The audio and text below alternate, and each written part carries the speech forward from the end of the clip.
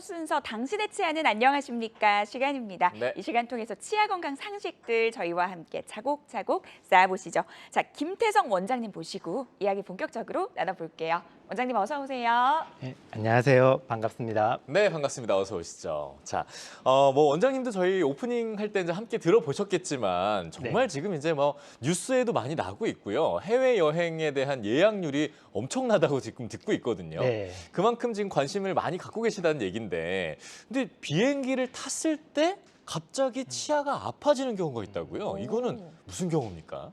네, 저도 뉴스에서 항공권과 해외 상품 예약이 몇 배 늘었다는 것을 봤습니다. 예.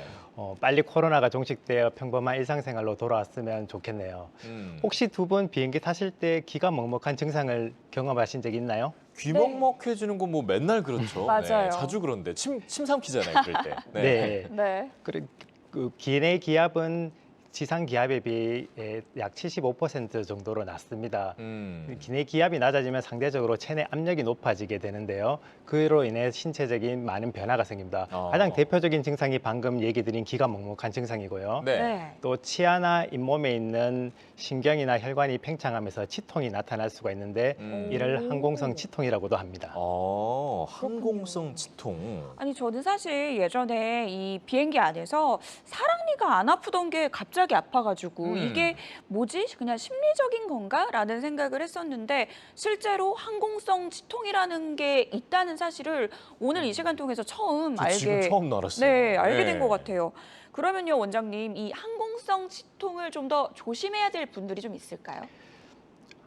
네, 그렇습니다. 항공성 치통은 충치나 치주 질환이 있으신 분들에게 더 잘 발생하는데요. 예. 특히 치아에 금이 가거나 충치가 심한 분들은 치수염이 발생될 수가 있는데 비행 중에 극심한 통증이 생길 수 있는 급성 치수염이 생길 수도 있습니다.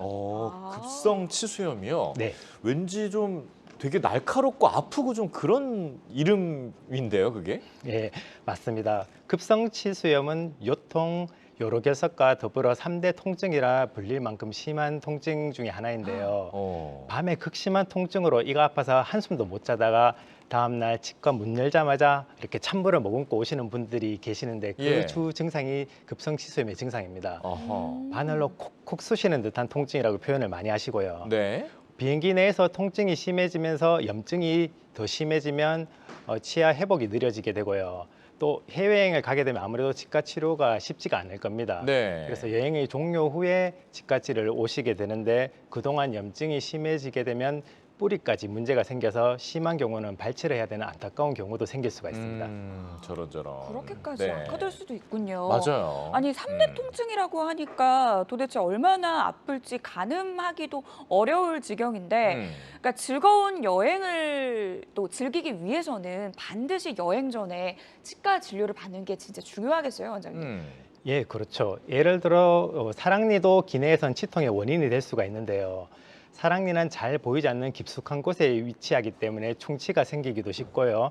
또 칫솔이 잘 닿지 않기 때문에 잇몸도 일부가 또 덮여 있는 경우도 많기 때문에 염증이 자주 발생하게 됩니다. 예. 그래서 가끔 사랑니 염증이 계셨던 분들은 항공성 치통뿐만 아니라 또 여행을 가게 되면 많이 즐겨야 되니까 많이 돌아다니게 되니까 피로감도 쌓이게 되고 또 분위기 좋은 데 가면 또 술도 한 잔씩 하셔야 되는데 그로 인해서 통증이 심해지거나 굉장히 심하게 부어서 즐거운 여행을 망칠 수가 있습니다. 맞아요. 따라서 이제 한 번씩 염증이 있었던 사랑니는 여행 전에 발치하시는 것을 권해드립니다.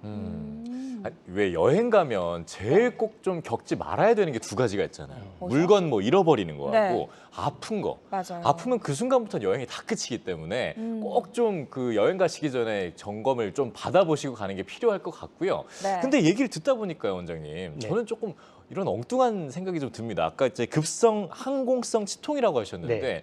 항공성이니까 그럼 뭐 비행기에서 내리면 지상으로 내려오면 안 아파지는 거 아니야? 병원 안 가도 되는 거 아니야? 이런 생각이 좀 드는데요, 저는. 네, 항공성이라 그러니까 내려오면 괜찮을 거라고 생각되지만 네. 모든 통증은 가역성과 비가역성으로 나눌 수 있습니다. 가역성이라면 일시적으로 잠깐 아팠다 괜찮아지는 경우가 있지만 비가역성은 다시 돌아오지 않기 때문에 꼭 치료를 받으셔야 됩니다. 그래서 항공성 치통이 생기셨다면 여행을 다녀오셔서 꼭 치과를 방문을 하셔야 될 것 같습니다. 어떻게 보면 내가 잘 모르고 있었던 치아의 상태를 좀 알 수도 있는 것 같은 느낌이네요. 예, 그렇죠.